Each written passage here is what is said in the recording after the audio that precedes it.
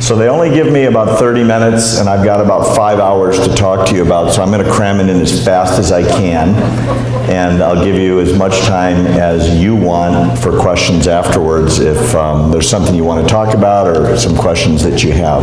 I'm going to talk about 7 basic things as fast as I can cover them. I'm going to talk about the race for the White House.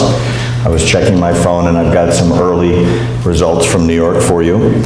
I'm going to talk to you philosophically about what I think is a very interesting phenomenon, especially for Tea Party right now, which is the similarities between Donald Trump and Bernie Sanders, which may surprise you. I'm going to talk about the biggest thing in the news today, which is the 9/11 report and what the president has just announced about it, and I'll explain it to you. I'm going to tell you about my interviews this past week with the commanding Brigadier General of the Israeli Air Force in a private interview I did with him, and also my interview with Duncan Hunter, which just went up on our website today. I'll tell you about Hillary's email scandal, and I'm going to educate you on that, and you're going to walk out of here an expert on secrecy laws in America. I'll tell you about Iran a little bit, and then I'll tell you a little bit about American Truth Project, which is our project. My associate Sutton Porter is walking around with a sign-up sheet, so anybody that wants to get our stuff by email, the television shows that I do, and the videos, and the blog, and so forth, give us your email and you'll start getting stuff as fast as we can send it to you. Okay, so let's get started.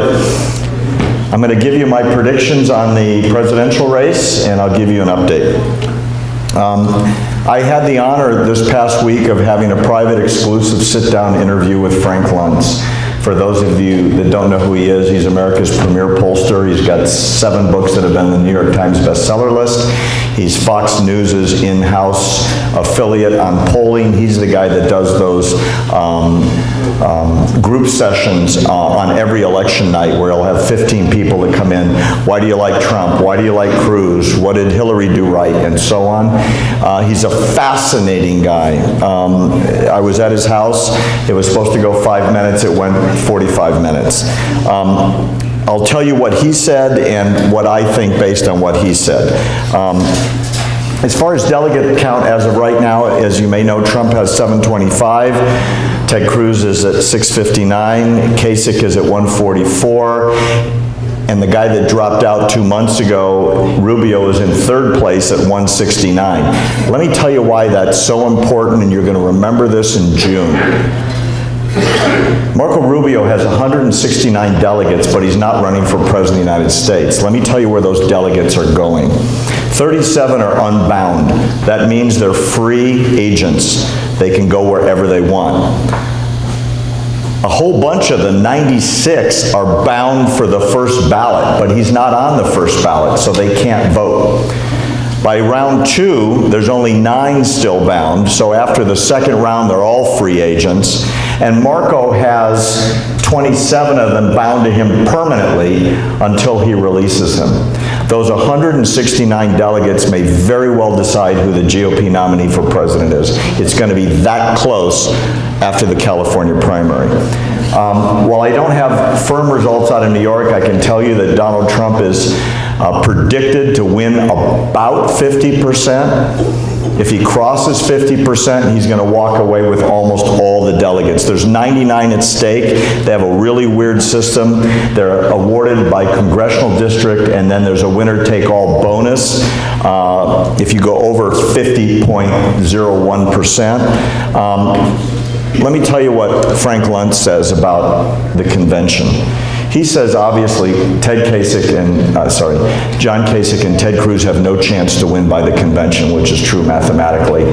And Donald Trump has a chance, according to Frank Luntz, will not make it by the first ballot at 1,237. So the big question is what happens in Cleveland. According to Frank, because he will not make it on the first ballot, and because of what's been happening in Colorado, in Wyoming, in Michigan, and other states, there's a very bizarre situation in the Republican Party right now, and I'm sure you know what it is, but I'll just cover it briefly. And that is that delegates that are bound by law to vote for a certain candidate are only bound for generally the first ballot. And the second ballot, they're free agents. Now, why is that important? Well, if you're a Ted Cruz supporter, and I assume many of you are, and you're a delegate to the convention, and you're bound by law saying coming out of Florida to vote for Donald Trump on the first ballot, what do you do on the second ballot? You switch, right? You can do whatever you want. You can vote your conscience. By the third ballot, everybody's a free agent. Everyone can do whatever they want, and Ted Cruz is killing Donald Trump on the ground in every state coast to coast with those delegates. Why? Because he knows the system. Don't believe any of this, it's cheating. They're gaming the system. The rules have been up for a very long time in the Republican Party, and when they make changes in the Republican Party, everybody knows what the rules are. The question is, do you invest in the ground game to be ready to play the game according to the rules? It's sort of like getting to the fourth game in a baseball tight pennant race and saying, these rules aren't fair. I don't want to do this anymore. Let me tell you what isn't fair, but it's not against the rules, and that is the difference in both parties between the popular vote and how you get elected President of the United States. Don't kid yourself. It's not a democracy. Part of it's representative, and part of it's elitist. And it's not just the Republicans. The Democrats are way, way, way worse. And there's two words that describe it. It's superdelegate. What's a superdelegate? A superdelegate is a party insider that's been a volunteer, a local representative, someone who's been around the party for a very long time, and they get to vote for whoever they want to. In the Democratic Party, the vote totals are very, very close between Hillary and Bernie Sanders right now. Very close. But the delegate count is like this. That's what Bernie's people are so upset about, because the superdelegates are about 95% for Hillary. Why? She's the insider. Bernie's the outsider. So obviously they're voting with the party machine and the recommendations. In the GOP, it's somewhat similar in that there are many primaries where you don't get to vote. It's done on a party convention basis by the delegates alone, regardless of how the polling is and regardless of what their constituents say, and that's what happened in Colorado the other day. Ted Cruz got everybody. Did he cheat? No. Don't let anyone tell you he cheated. He followed the rules exactly. Those delegates got lobbied. Those delegates voted for who they wanted to. And Ted Cruz's people were on the ground and did a better job than Donald Trump's people. So Trump's campaign has now hired an expert in this as of about 10 days ago, and there will be more of a fight for who the delegates are. It's not just who they're pledged to, because if Frank Luntz is right and there's a fight at the convention, it matters more who the delegates are than who they represent. Why? Because they're going to be free agents. They will elect the next nominee of this party no matter what the people in each one of their states said. If Trump's people can do a better job, it'll be a better fight. Having said all of that, what's Frank's prediction as the #1 pollster in America? Trump will not win. Here's why. He says by the second ballot he loses somewhere between 180 and 230 delegates. By the third ballot, probably another 75. So he'll never get to 1,237. A lot of those are going to where? Ted Cruz. Why? I just told you why. But Cruz doesn't have enough base delegates to increase to get to 50% plus 1. So when I pressed him, who's going to be the nominee, you know what he said? I don't know. Because there's the party elite that have certain favorites. Marco Rubio was a favorite. John Kasich is a favorite.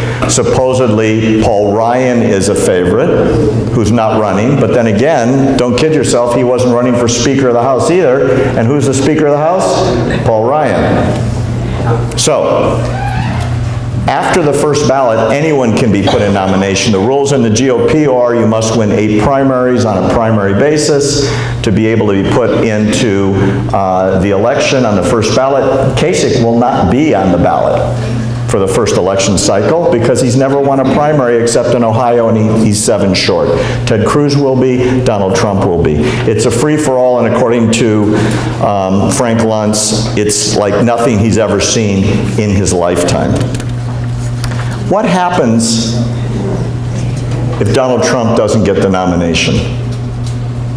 This is really important as a Republican because I assume most of you are generically Republicans. Most Donald Trump supporters will not switch. They're angry people from outside the system who feel the system has betrayed them and they've never been part of the system. There's a very sizable percentage of those people who are pissed off at Washington. And they're not party people, they're Americans, and there's a difference. Party people are Americans, but you don't necessarily be a party person just because you're a patriot. You follow me? Those people may not switch. The Ted Cruz people, who because he comes from inside the system on more of a basis than Trump does, because don't kid yourself, Trump was a Democrat 8 years ago, will switch and vote for anyone who is the nominee on a much bigger percentage than Trump's people will. I'm not endorsing either candidate, I'm just giving you the facts. And poll after poll says this. If Donald Trump is not the nominee, it will be very, very difficult, unless there's a unifying candidate that everybody gets behind for the GOP, to beat anybody coming out of the Democratic Party in November. That's just the facts on the ground. Unless certain things happen, which I'm going to tell you about in a minute, okay? By the way, the convention winner will very possibly be decided amongst you in June. The California primary, for the first time in a generation, matters. 172 delegates are at stake, 159 that are allocated, 3 per congressional district, plus 10 at large to the winner of the state, plus 3 to the party heads. That could be the make-break point for Trump. It can't be for Cruz and Kasich, forget it, okay? So it really matters. You really need to vote in June and get everybody else out there too, because this time we matter. We don't normally. Normally it's done by the time California rolls around. Let me talk to you about the differences or the similarities between Trump and Sanders. I find this from a political science point very interesting. They're both outsiders. I'm not talking about what they believe. I'm saying they come from outside the system. Don't kid yourself. Bernie Sanders is somewhere between socialist and communist. When you go down and look at his background and who he emulates and who he wrote about, he loves Fidel and Raul Castro. His honeymoon was in the Soviet Union. These are the people and the systems that he emulates. If anyone tells you he's a Democrat, they just don't know what they're talking about. He registers and is an independent in the Congress. He votes with the Democratic caucus because that's the closest to left-wing fall off the planet, socialist communist. He's outside the system. He has tens of thousands of people showing up at rallies who have never voted before. And they're there for the free stuff train. Healthcare, education, housing, loans, you name it. And oh, by the way, you don't get to pay any taxes because all the rich people do, and they don't pay enough. So if everyone else pays 98%, you don't have to pay anything. They're all signing up for that. It ought to scare the crap out of you. Why? Because so many millions of Americans are believing that pile of un-American, non-understanding of the American capitalist free market system. Millions of people support his candidacy. That's terrifying. I've been predicting forever that he'll never get anywhere, and he's still there. And the exit polls in New York that I just read 10 minutes ago, he's very, very close to Hillary on the exit polls coming out of New York. And the man is borderline nuts. But you know what? Everybody wants free stuff. They don't care where the free stuff comes from.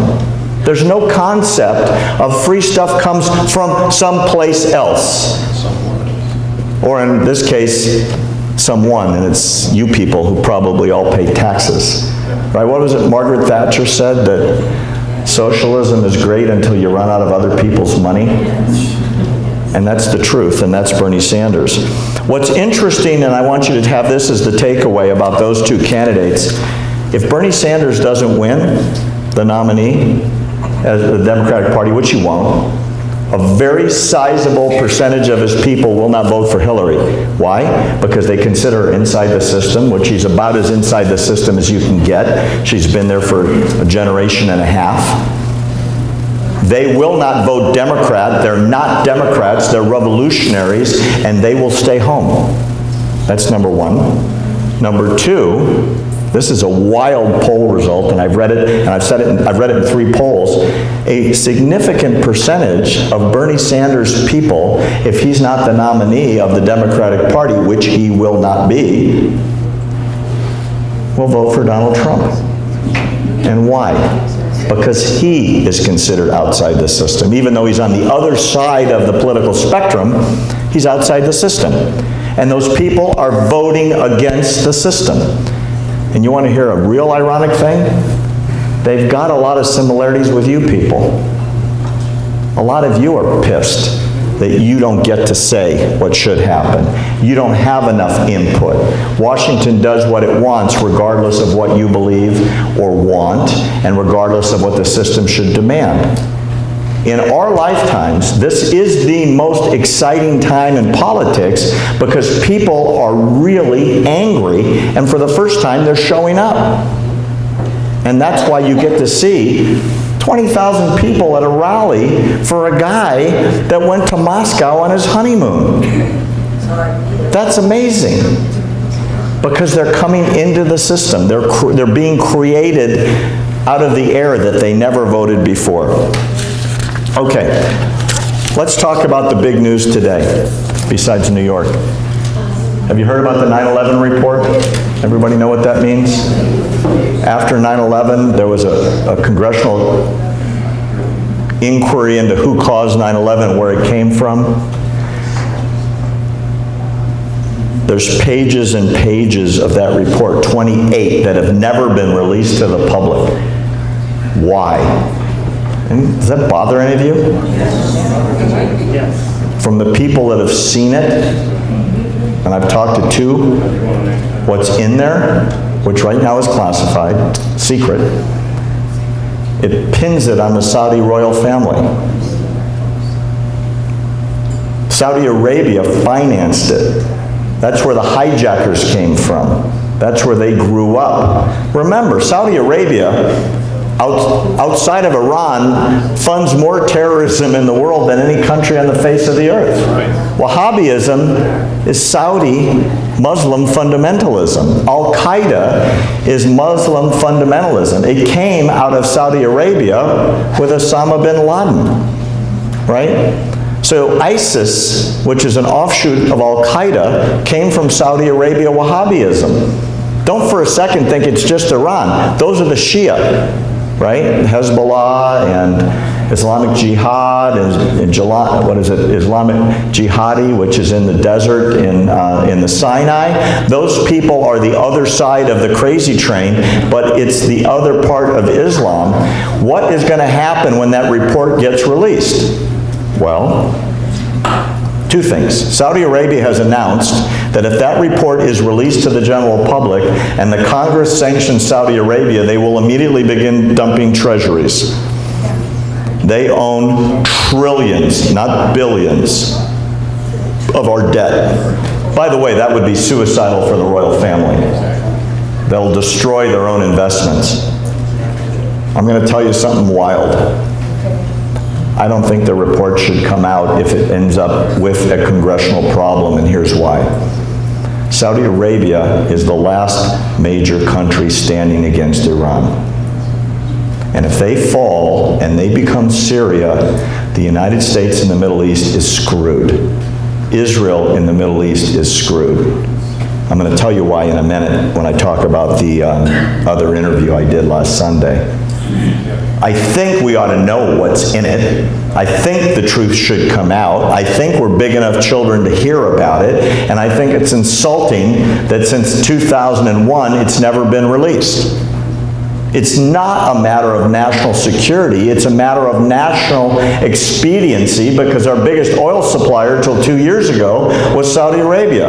When we went energy independent, they went into second place. But the reality is, that's why we've covered it up. And we're about to see it. Obama will veto any congressional action that moves against Saudi Arabia. He said so again this afternoon.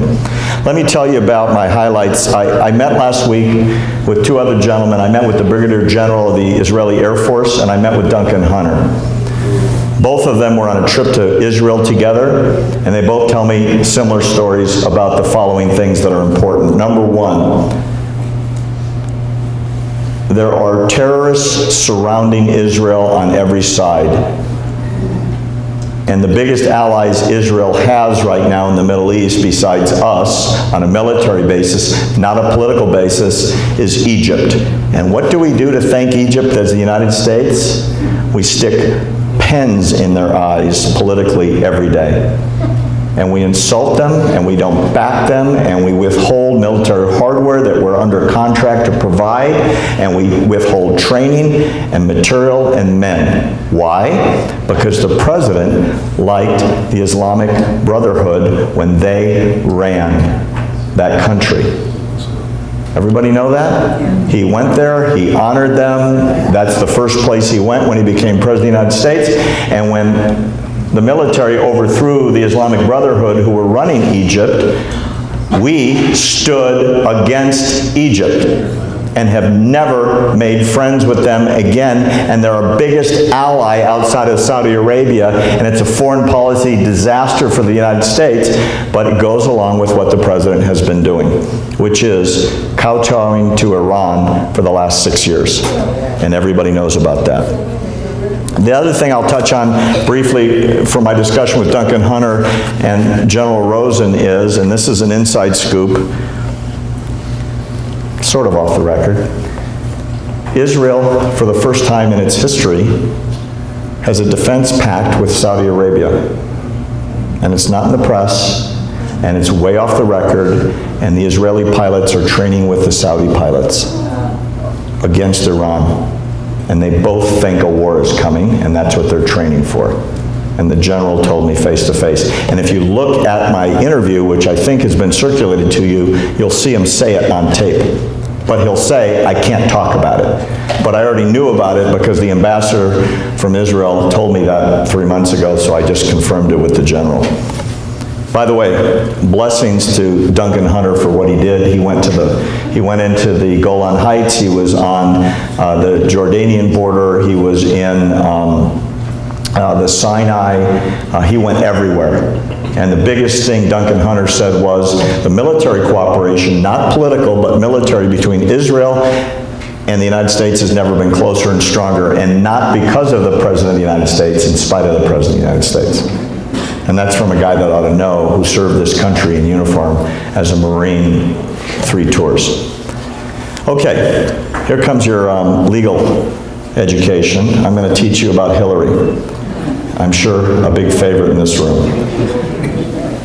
The Hillary email scandal, without a doubt, should put her in jail for an extremely long period of time. Let me explain to you why.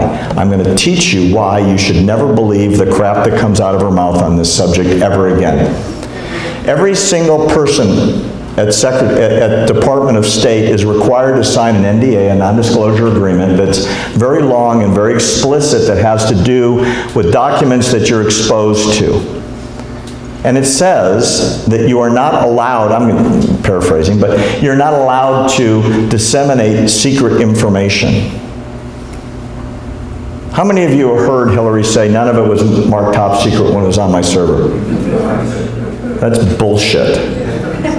It's legal bullshit. Why? Because the law has nothing to do with what the classification is at the time it was on your desk or in your computer or your purse. It said that you should know or should have known by virtue of your position that it should have been classified. And if necessary, you put the classification on it. Do you understand that? Any idea how many emails have been pulled off that server that have been classified as secret or top secret or special program access, which is top secret? 2,000. Do you know where that server was? Anybody? Some of you heard me. It's close. It was in the closet of an apartment in Colorado run by a guy who was hired by Hillary Clinton at state. The law says it has to be behind, especially Secretary of State, because that's as high as it gets under President of the United States, has to be encrypted behind a firewall, behind a private server inside of the government. So other secretaries have had private servers, but not with thousands of emails on them that were top secret. Have you guys heard about that the Inspector General that was put on this to investigate this alleged breach of the NDAs has top secret clearance and above top secret clearance, but he doesn't have SAP clearance, which is above top secret clearance, and he wasn't even allowed to read the emails that were on that server because they're above his clearance level. And he's the Inspector General for the Department of State of the United States of America and doesn't hold clearance high enough to read the emails on her server that were unprotected in an apartment closet in Colorado. Here's how bad it really gets. There's speculation that China, Russia, and North Korea breached that server. General Petraeus went to jail for about half a dozen violations. Not jail, I'm sorry. Could have gone to jail, lost his entire career, and was humiliated. There's a European hacker that's been extradited to the United States that's now under questioning. And the really important stuff is Brian Magliano, her IT guy, has just been granted immunity by the AG's office to see what he really knows. He's the guy that took the Fifth Amendment before Congress and refused to testify under oath in front of a congressional committee because he's guilty of setting this up, and he knows it, and he knows who's been in that server and who's seen it. I'll talk real quickly about the Iran deal because I only have a couple minutes left. Who's the Iran deal between? This is the JCPOA, the Joint Comprehensive Plan of Action, the Iran nuclear. Did anybody have any idea who the parties are? Do you know we're the only country that signed it? You know Iran never signed that deal? It was rejected by the Iranian parliament. It was rejected by the supreme leader of Iran, who said they'll never sign it. Do you realize that's never been in the papers? You don't know that because it's been withheld from you? So we are honoring an agreement that's not a contract, that's not a treaty, that's non-binding, that has no enforceability in any court in the world, and they've breached almost every single protocol under that agreement that they never signed. They're doing long-range ballistic missile tests. What do we do about it? Anybody? Nothing. What did the UN do? Nothing. They're still carrying on nuclear research at several bases that we have no access to. What are we doing about it? Nothing. They're buying advanced weapons from China and Russia and Pakistan, and what do we do about it? Nothing. They took our sailors off the high seas. They held them in breach of international law. There's 7 or 8 maritime treaties, and what do we do about it? Absolutely nothing. Why?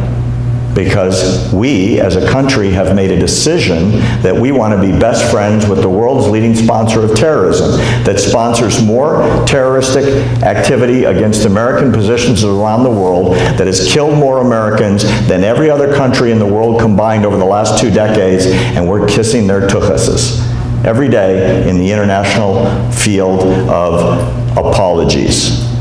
It's the worst foreign policy mistake in American history, and we're a party to it. And I hope you walk out of here pissed enough about it to do something about it. And I can tell you a lot about what you can do if we do Q&A. Okay? By the way, little inside story. Denise and I, my wife, had dinner with a leading Democratic congressman a month ago, and I asked him, have you ever spoken to Kerry about the JCPOA? And he said, yeah, a number of times. I said, what's he thinking? What's the president thinking? We gave $150 billion that are being spent on advanced weaponry from around the world to be used against us, to be used against our troops, to be used against Israel, and we gave them the money. Why? And he said, I'll give you my opinion and what the Democratic caucus thinks in Congress. We think Kerry's running for the Nobel Peace Prize. And that's the why for Kerry. And for the president, his leading foreign policy advisor, Valerie Jarrett, was born and raised in Iran. And Kerry's daughter is married to an Iranian. And maybe that has something to do with it. Okay, I'm running out of time here. Real quickly, American Truth Project, which you have some sign-up sheets, is what we're doing to get this word out and educate people. I hope you learned a little bit tonight. If you read the stuff we put on the site, you'll learn a lot more. And what we're trying to do is educate people, because people like you that care enough to come and hang out with me on a night like this can go tell other people, because that's what the Tea Party is. It's people that care enough about this country to get educated and then go educate other people. Because you can be one of the people that says, hey, the government ought to give me free stuff, but you know better than that. All of you know better than that. But if you're not educated enough to convey that to other people, then things just sort of slide off the left side into Argentina or Venezuela or Cuba or whatever. So thanks for your time. I can answer some questions for you.